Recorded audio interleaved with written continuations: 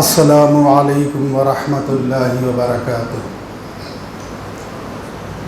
الحمد لله حمدا حمدا وشكر الله شكرا شكرا والصلاة والسلام على رسوله الكريم أما بعد فقد قال الله تبارك وتعالى في القرآن المجيد والفرقان الحميد فأعوذ بالله من الشيطان الرجيم بسم الله الرحمن الرحيم ولتكملوا العدة ولتكبروا الله على ما هداكم ولعلكم تشكرون صدق الله العظيم. قال رسول الله صلى الله عليه وسلم زكاة الفطر طهرا للصائم من اللغو والرفث وطعمة للمساكين أو كما قال النبي صلى الله عليه وسلم. அளவற்ற அருளானும்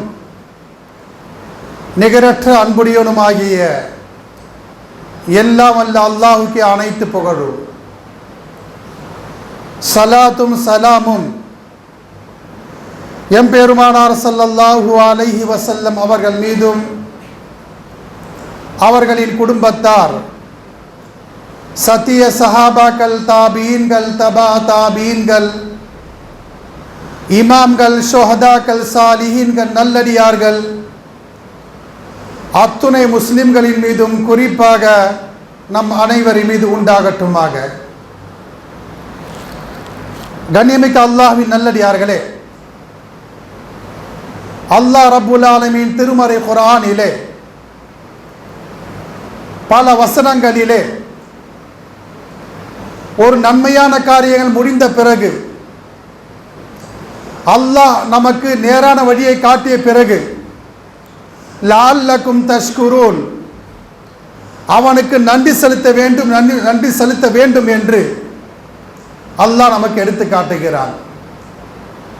அன்பானவர்களே, அல்லாஹ்வுடைய மிகப்பெரிய கிருபை, இந்த ரமலானுடைய மாதம் 30 நோன்பு நமக்கு கிடைத்திருக்கிறது. பல ஆண்டுகளாக 20 நோன்பு மட்டும்தான் கிடைத்தது.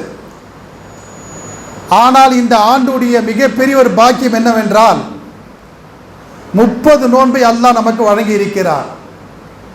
30 நோன்பு நமக்கு கிடைத்திருக்கிறது. அல்லாஹ்வுக்கு அனைத்து புகழும் என்று நாம் அல்லாஹ்வுக்கு நன்றி செலுத்த வேண்டும். அன்பானவர்கள், அது மட்டுமல்ல, எந்த அளவுக்கு என்று சொன்னால் இந்த ரமலானுடைய கடைசி நேரத்திலே வலியுறுத்தக்கூடிய விஷயங்கள் என்னவென்றால் ஜகாத்துல் ஃபித்ர், ஃபித்ராவுடைய ஜகாத்தை எப்படி தருவது, யார் தருவது, யார் யாருக்கு தருவது, எந்த பொருட்கள் மூலமாக ஃபித்ராவை தருவது என்பதை பற்றி இன்ஷா அல்லாஹ் இந்த ஜும்மாவிலே சற்று தெளிவாக பார்ப்போம். அன்பானவர்களே, எந்த அளவுக்கு என்று சொன்னால் நாம் சதகத்துல் ஃபித்ரா தரக்கூடிய நோக்கம் என்ன? சதகத்துல் ஃபித்ரா தருகிறோம் இல்லையா, அதனுடைய நோக்கம் என்ன? அல்லாஹ்வின் தூதர் முஹம்மது ஸல்லல்லாஹு அலைஹி வஸல்லம் அவர்கள் சொல்கிறார்கள், قال رسول الله صلى الله عليه وسلم زكاة الفطر طهرا للصائم من اللغو والرفث. யார் ரமலானுடைய மாதத்திலே நோன்பு நோற்றார்களோ, இந்த நோன்பு நோக்கும் போது அறிந்தோ அறியாமலோ தெரிந்தோ தெரியாமலோ வீணான பேச்சுக்கள் வீணான செயல்களில் நாம் ஈடுபட்டு இருப்போம். அதற்கு பரிகாரமாக நம்முடைய 30 நோன்புகள் அல்லாஹ்விடத்திலே தூய்மையான முறையிலே இக்லாஸான முறையிலே அல்லாஹ் கபூல் செய்ய வேண்டும், அல்லாஹ் ஏற்றுக்கொள்ள வேண்டும் என்றால் சதகத்துல் ஃபித்ரா தருவது அவசியம் கட்டாய கடமை என்று அல்லாஹ்வை தூதர் சொல்கிறார்கள். இரண்டாவது என்ன? ஒத்துஆமத்தல் லில் மசாகின், அன்றைய தினம் ஒரு யாழை கூட பசியோடு இருக்கக்கூடாது. அவருடைய தேவைகளை பூர்த்தி செய்வது தான் இந்த சதகத்துல் ஃபித்ராவுடைய நோக்கமாக இருக்கிறது. அதாவது இரண்டு விஷயங்கள். ஒன்று நம்முடைய நோன்பை பரிசுத்தப்படுத்துவதற்காக, இரண்டாவது அன்றைய தினம் ஏழைகள் தன்னுடைய தேவைகளை சரி செய்வதற்காக இந்த ஃபித்ராவுடைய தர்மத்தை அல்லாஹ் சுப்ஹானஹு வ தஆலா நம் மீது கடமையாக்கி இருக்கிறான். எனவே ஃபித்ரா தருவது ஒவ்வொரு முஸ்லிம்கள் மீது அவசியமாக கடமையாக இருக்கிறது. இதை கண்டிப்பாக கவனத்தில் கொள்ள வேண்டும். அன்பானவர்களே,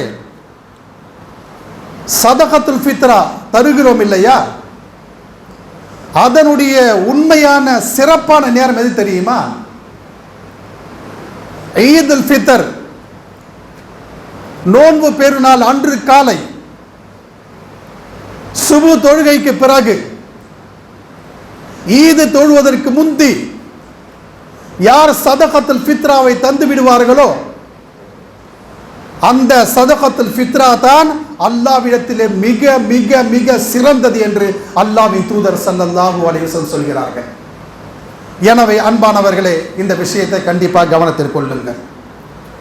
மேலும் பாருங்க, எந்த அளவுக்கு என்றால் சதகத்துல் ஃபித்ரா இருக்குல்ல, இந்த சதகத்துல் ஃபித்ராவை நாம் காஃபிர்களுக்கு தரலாமா, இறை மறுப்பாளர்களுக்கு தரலாமா என்று சொன்னால் அப்படி அல்ல. சதகத்துல் ஃபித்ராவை நாம் முஸ்லிம்களுக்கு மட்டும்தான் தர வேண்டும். ஏன் என்றால் சதகாத்துல் வாஜிபா எப்படி ஜகாத் முஸ்லிம்களுக்கு தருகிறோமோ அதே போன்று தான் சதகத்துல் ஃபித்ராவையும் முஸ்லிம்களுக்கு தர வேண்டும், முஸ்லிம்களுக்கு தர வேண்டும். சதகாத்தே நாஃபிலா, உபரியான சதகா, உபரியான தர்மம் இருக்கிறதே, அது எல்லா மக்களுக்கும் தரலாம். காஃபிர்களுக்கும் தரலாம், ஈதர்களுக்கும் தரலாம், நசாராக்களுக்கும் தரலாம், இறை மறுப்பாளருக்கும் தரலாம், எல்லாருக்கும் தரலாம். ஆனால் சதகாத்துல் வாஜிபா, கடமையான ஜகாத் இருக்கிறது, அது முஸ்லிம்களுக்கு மட்டும்தான் தர வேண்டும். இதை கண்டிப்பாக நாம் கவனத்தில் கொள்ளுங்கள். அன்பானவர்கள், மேலும் பாருங்க, எந்த அளவுக்கு என்று சொன்னால், அன்பானவர்களே, ஒரு நபர் சதகத்துல் ஃபித்ராவை தர மறந்து விட்டார். சதகத்துல் ஃபித்ரா அவர் மீது கடமை, ஆனால் அவர் தருவதை மறந்து விட்டார். ஈது தொழுகைக்கு பிறகு நினைக்கிறார், நான் சதகத்துல் ஃபித்ரா தரவில்லையே என்று. அதற்கு பிறகு அவர் சதகத்துல் ஃபித்ராவை தந்தாலும் அது சதகத்துல் ஃபித்ரா என்று சொல்லப்படாது. பொதுவாக சதகா செய்வோம் இல்லையா, பொதுவாக தர்மம் செய்வோம் இல்லையா, அதனுடைய பட்டியலில் சென்றுவிடும். எனவே அன்பானவர்களே, ஒவ்வொரு முஸ்லிம்களும் சதகத்துல் ஃபித்ராவை உரிய நேரத்தில் தருவது கடமை என்பதை அறிந்து கொள்ளுங்கள். அன்பானவர்கள், அது மட்டுமல்ல, எந்த அளவுக்கு என்று சொன்னால், சதகாவின் சிறப்பை நாம் அறிந்தோமையானால் மிகப்பெரிய ஒரு ஆச்சரியப்படுவோம். எப்படின்னா, தண்ணீர் நெருப்பை அணைப்பது போல, தண்ணீர் நெருப்பை அணைப்பது போல, அதாவது நீர் நெருப்பை அணைப்பது போல சதகா இருக்கிறதே பாவத்தை அழித்து விடுகிறது. எப்படிப்பட்ட விஷயம் பாருங்க அன்பானவர்களே. தண்ணீர் எப்படி நெருப்பை அணைத்து விடுகிறதோ,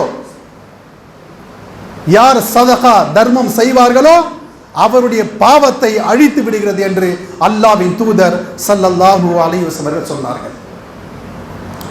மேலும் பாருங்க, சதகா இருக்கிறதே, யார் சதகா செய்வார்களோ சதகா செய்யும் போது அந்த தர்மம், அந்த சதகா ஏழைகளின் கைக்கு செல்வதற்கு முன்னால் அல்லாஹ்வுடைய கரங்களுக்கு சென்று விடுகிறது. நாம் தர்மத்தை தருகிறோம், அந்த தர்மம் ஏழையுடைய கையில் போகிறதுக்கு முந்தி அல்லாஹ்வுடைய கைக்கு சென்று விடுகிறது, அல்லாஹ் கபூல் செய்து விடுகிறான் என்று நபி ஸல்லல்லாஹு அலைஹி வஸல்லம் சொல்கிறார்கள். அன்பானவர்கள், அது மட்டுமல்ல, எந்த அளவுக்கு என்றால், யார் சதகா செய்கிறார்களோ அவருக்கு 70 வகையான முசீபத்துகள் வந்தார்கள். இந்த சதகாவின் மூலமாக அல்லாஹ் அதை அகற்றி விடுகிறார். அது மட்டுமல்ல அன்பானவர்களே, இந்த சதகா இருக்கிறதே, ரமலானுடைய மாதத்தில் யார் அதிகமாக சதகா செய்கிறார்களோ அந்த சதகா தான் சிறந்த சதகா, சிறந்த தர்மம் என்று அல்லாஹ்வின் தூதர் ஸல்லல்லாஹு அலைஹி வஸல்லம் சொல்கிறார்கள். அது மட்டுமல்ல அன்பானவர், மேலும் பாருங்க, எந்த அளவுக்கு என்று சொன்னால் அன்பானவர்களே,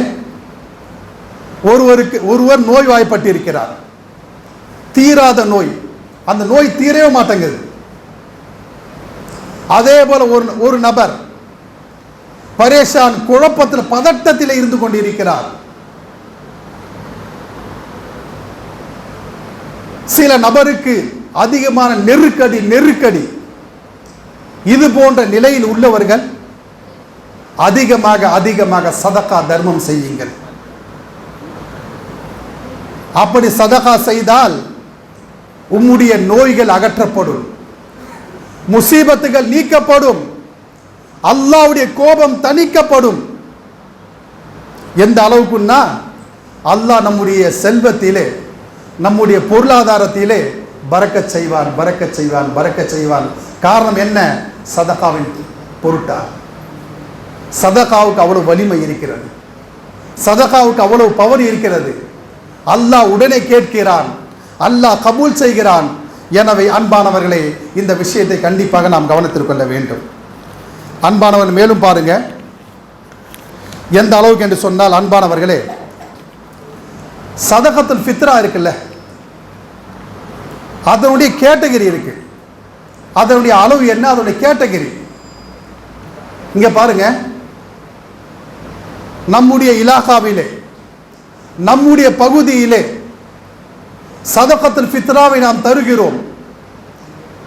ஆனால் ஹதீஸ் நமக்கு எடுத்து காட்டுகிறது, சதகத்துல் ஃபித்ரா இருக்கிறதே, பல விதத்தை, பல பொருட்களை கொண்டு சதகத்துல் ஃபித்ராவை தந்தார்கள்.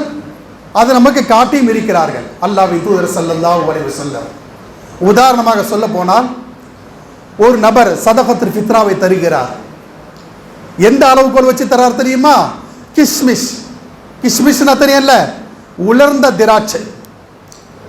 இந்த உலர்ந்த திராட்சை வைத்து ஒரு நபர் சதகத்துல் ஃபித்ராவை தருகிறார் என்றால் அதனுடைய அளவு 3 கிலோ 700 கிராம். அதை நீங்க கணக்கு போட்டா, நடுத்தரமாக கணக்கு போட்டால் குறைந்தபட்சமாக 1800 ரூபாய். கிஸ்மிஸ் மூலமாக சதகத்துல் ஃபித்ராவை நாம் எடுத்தால், அடுத்ததாக பேரிச்ச பழம் இருக்குல்ல, பேரிச்ச பழத்தை வைத்து நாம் சதகாவை கொடுத்தால், சதகத்துல் ஃபித்ராவை கொடுத்தால் 3 கிலோ 700 கிராம் எவ்வளவு தெரியுமா? இன்றைய மார்க்கெட் மதிப்பின்படி குறைந்தபட்சமாக நடுத்தரமாக 1000 ரூபாய். அதே போல அன்பானவர்களே, ஒரு நபர் பன்னீரை வைத்து சதகத்துல் ஃபித்ராவை தருகிறார். பன்னீர் என்றால் பாலாடை கட்டி, பாலாடை இருக்குல்ல, அது கட்டியாக இருக்கும். அதன் மூலமாக சதகத்துல் ஃபித்ராவை எடுத்தால் 3 கிலோ 700 கிராம். இன்றைய மார்க்கெட் மதிப்பு தான் குறைந்தபட்சமாக, நடுத்தரமாக பார்த்தால் 1500 ரூபாய். அதே போல தொழி கோதுமை, தீட்டப்படாத கோதுமை மூலமாக சதகத்துல் ஃபித்ராவை நாம் எடுத்தால் 3 கிலோ 700 கிராம் எவ்வளவு தெரியுமா? இன்றைய மார்க்கெட் மதிப்பின்படி 300 ரூபாய். அடுத்ததாக சாதா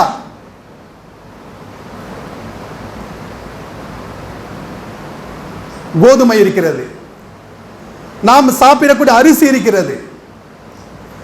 அதனுடைய கணக்கு அளவு எடுத்து பார்த்தால் 1 கிலோ 600 கிராம் அதனுடைய அளவு எவ்வளவு என்றால் குறைந்தபட்சமாக 100 ரூபாய். 100 ரூபாய். அன்பானவர்களே, சதகத்துல் ஃபித்ராவுடைய கேட்டகரியை பாருங்க. அல்லாஹ் உமக்கு அதாவது தொழிலதிபராக இருக்கிறீர்களா, செல்வ செழிப்போடு இருக்கிறீர்களா, கிஷ்மிஷை வைத்து உலர்ந்த திராட்சை வைத்து சதகத்துல் ஃபித்ராவை தாருங்கள். அப்படி பார்த்தால் 1800 ரூபாய் ஒரு தலைக்கு. ஒரு வீட்டில் 5 பேர் இருக்கிறீர்கள் என்றால் 1800 பிளஸ், அதாவது 1800 பிளஸ் 5 பெருக்கிக் கொள்ளுங்க. அதே போல நீங்கள் லட்சாதிபதியாக இருக்கிறீர்களா, பன்னீரை கொண்டு சதகத்துல் ஃபித்ராவை தாருங்கள். காசு நடமாட்டம் அதிகமாக இருக்கிறதா, ஈத்த பழத்தை வைத்து சதகத்துல் ஃபித்ராவை தாருங்கள். பார்டர்ல பணக்காரா இருக்கிறீங்களா, 1,80,000 ரூபாய் உங்களுடைய கையில் காசு இருக்கிறதா, பார்டர் வசதி உள்ளவர்கள், அவர்களுக்கு சொல்லப்பட்டது தான் 100 ரூபாய். 100 ரூபாய். 100 ரூபாய். ஆனால் முஸ்லிம்கள் எதை பற்றி கொண்டார்கள் தெரியுமா? பெரிய பெரிய விஷயத்தை விட்டு விட்டார்கள், இந்த சின்ன விஷயத்தை மட்டும் பற்றி பிடித்தார்கள். அதனோடு கேட்கிறான் 80 ரூபாய் தரணுமா 70 ரூபாய் தரணுமான்னு சொல்லிட்டு. சகோதரர்களே, சதகத்துல் ஃபித்ரா இருக்கிறது சாதாரண விஷயம் அல்ல, சாதாரண விஷயம் அல்ல. நாம் ரமலானுடைய மாதத்தில் 30 நோன்பு நோற்றோம் இல்லையா? அந்த 30 நோன்பு எவ்வளவு தவறு செய்திருப்போம், நோன்பு வச்சுக்கிட்டு எவ்வளவு பாவம் செய்திருப்போம், எவ்வளவு புறம் பேசியிருப்போம், எவ்வளவு பிழைகளை செய்திருப்போம். அந்த பிழைகளை அகற்றுவதற்காக, அந்த பாவத்தை தூய்மைப்படுத்துவதற்காக சதகத்துல் ஃபித்ராவை தந்து உன்னுடைய நோன்பை பரிசுத்தப்படுத்திக் கொள்ளுங்கள் என்று அல்லாஹ்வின் தூதர் ஸல்லல்லாஹு அலைஹி வஸல்லம் சொல்றாங்க. நம்முடைய நோன்பை பரிசுத்தப்படுத்துகிறது, நம்முடைய நோன்பை சுத்தப்படுத்துகிறது. அல்லாஹ் நமக்கு வசதி தந்திருந்தால் கையை நீளமாக்குங்கள், கையை நீளமாக்குங்கள்.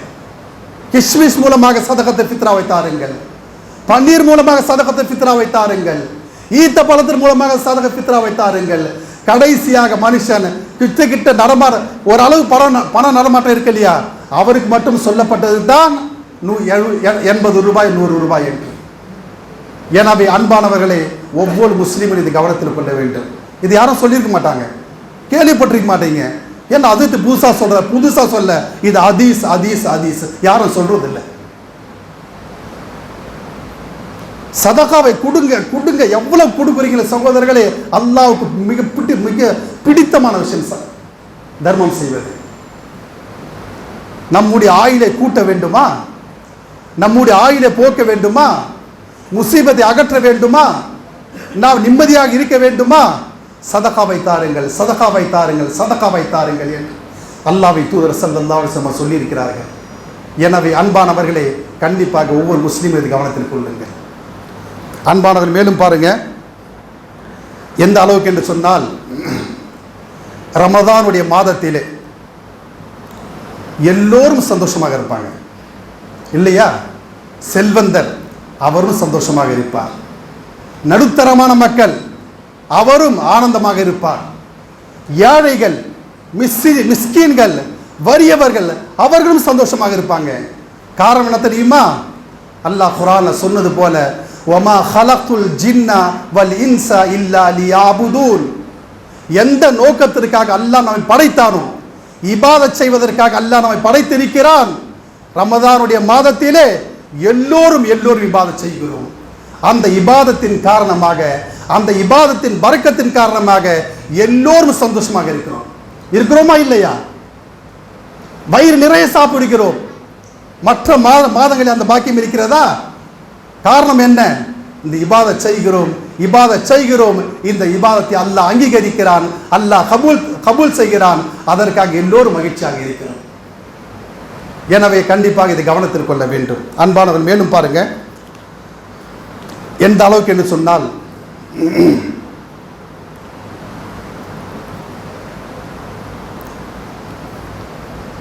நோன்பு நோற்பது, அதாவது அன்பானவர்களே, நோன்பு நோற்பது கொஞ்சம் கடினமான விஷயம்தான். ஆனால் ரமதான் நம்மை விட்டு பிரிந்து செல்கிறதே, நம்முடைய இதயம் வலிக்கிறது, இதயம் துடிக்கிறது, இதயம் எதிர்பார்க்கிறது. ஏன் தெரியுமா? சஹருடைய நேரத்திலே உற்சாகம், சந்தோஷம் சந்தோஷம் மகிழ்ச்சி, குடும்பத்தார் எல்லாம் ஒன்றாக அமர்ந்து சாறு செய்கிறோமே, அந்த நிம்மதி எங்களால் கிடைக்குமா? அதே போல் அன்பானவர்களே, இஃப்தாருடைய பரக்கத். அதே போல ரமதானுடைய மாதத்திலே இபாதத்துடைய உற்சாகம் தொழுகிறோமா, உற்சாகமாக தொழுகிறோம். நோன்பு நோக்கிறோமா, உற்சாகமாக செய்கிறோம். உம்ரா செய்கிறோமா, உற்சாகமாக செய்கிறோம். லத்தத் சுவையை எடுத்து செய்கிறோம். இப்படிப்பட்ட பாக்கியத்தை அல்லாஹ் சுப்ஹானஹு வ தஆலா ரமதானில் வைத்திருக்கிறார். எனவே அன்பானவர்களே, இந்த பாக்கியத்தை நாம் அடுத்த இதிலும் நாம் பெற வேண்டும். எப்படி சொன்னா, இந்த லத்தத்தை, இந்த சுவையை நாம் இந்த ரமதான் மாதத்தில் மட்டும் வைத்துக் கொள்ளக்கூடாது. அடுத்த மாதங்களிலும் ஏனைய மாதங்கள் இருக்கிறதே, அதிலும் நாம் அதிகமாக அமல் செய்தால் இன்ஷா அல்லாஹ் அல்லாஹ் நமக்கு உற்சாகத்தை தருவார். அது மட்டுமல்ல அன்பானவர்கள், மேலும் பாருங்க எந்த அளவுக்கு என்று சொன்னால், அன்பானவர்களே, ரமதானுடைய மாதம், ரமதான் பேசுகிறது, நான் விடை பெற்றுக் கொள்கிறேன், உங்களுடைய ஈமானை பாதுகாத்துக் கொள்ளுங்கள், இன்ஷா அல்லாஹ் கண்டிப்பாக அடுத்த ஆண்டு நான் வருவேன், நீங்கள் இருப்பதற்காக அல்லாஹ்விடத்தில் துஆ செய்து கொள்ளுங்கள். அது மட்டுமல்ல, இந்த மாதத்திலே தொழுகை, நோன்பு, ஜகாத், சதகா, உம்ரா, குர்ஆன் திலாவத், திக்ரு அதுக்கார், மற்ற நல்ல காரியங்கள் எப்படி ஈடுபட்டீர்களோ ஏனைய மாதத்தில் ஈடுபடுங்கள். அது மட்டுமல்ல, எந்த அளவுக்கு என்றாலாக உங்கள் அத்துணை பாவங்களை மன்னிப்பதற்காக, உங்களுடைய தவறுகள் மன்னிப்பதற்காக, உங்களுடைய குற்றங்களை அல்லாஹ் மன்னிப்பதற்காக, உங்களுடைய குற்றங்களை மன்னித்து உயர்ந்த தரஜாவான ஜன்னத்துல் ஃபிர்தௌஸ் என்ற சொர்க்கத்தை அல்லாஹ் அனைவருக்கும் வழங்க வேண்டும் என்று நான் துஆ செய்து விடை பெறுகிறேன் என்று ரமலான் விடைபெறக்கூடிய நிலை இருக்கிறது. அன்பானவர்களே, மிகப்பெரிய ஒரு பாக்கியம். அடுத்த ஆண்டு ரமதான் கிடைக்குமா கிடைக்காதா, இருக்குமா இருக்காதா? ரமதானுடைய மாதத்தில் அமல் செய்வது இருக்கிறது, சாதாரண விஷயம் அல்ல. மற்ற ஏனைய காலத்தில் செய்யக்கூடிய அமல் வேறு, ரமதான் மாதத்தில் செய்யக்கூடிய அமல் வேறு. எனவே அன்பானவர்களே, இந்த ஆண்டு அல்லாஹ் சுப்ஹானஹு வ தஆலா நமக்கு 30 நோன்பை தந்திருக்கிறார். அல்லாஹ்வுக்கு நன்றி செலுத்துங்கள், அல்லாஹ்வுக்கு ஷுக்ர் செய்யுங்க. ஏனைய சில நிமிடங்கள் தான், சில மணி நேரம் தான் இருக்கிறது. எவ்வளவு முடியுமோ குர்ஆனை ஓதுங்கள், எவ்வளவு முடியுமோ திக்ர் அதுக்காக ஈடுபடுங்க, எவ்வளவு முடியுமோ நல்ல அமல் செய்து கொள்ளுங்கள், எவ்வளவு முடியுமோ தர்மம் செய்யுங்கள். இன்ஷா அல்லாஹ் இந்த அமல் இருக்கிறது, இந்த நன்மை இருக்கிறதே, மற்ற காரணங்களில் நாம் எவ்வளவு செய்தாலும் கிடைக்காது. எனவே அன்பானவர்களே, அல்லாஹ் சுப்ஹானஹு வ தஆலா ரமதானுடைய அனைத்து நன்மைகளை பெறக்கூடிய பாக்கியத்தை அல்லாஹ் சுப்ஹானஹு உமக்கும் எனக்கும் அனைத்து முஸ்லிம்களுக்கும் தௌஃபீக் தந்தல்வானாக வேண்டி என் உரையை நிறைவு செய்கிறேன். வாஹிரு தஅவானா அல்ஹம்துலில்லாஹி ரப்பில் ஆலமீன்.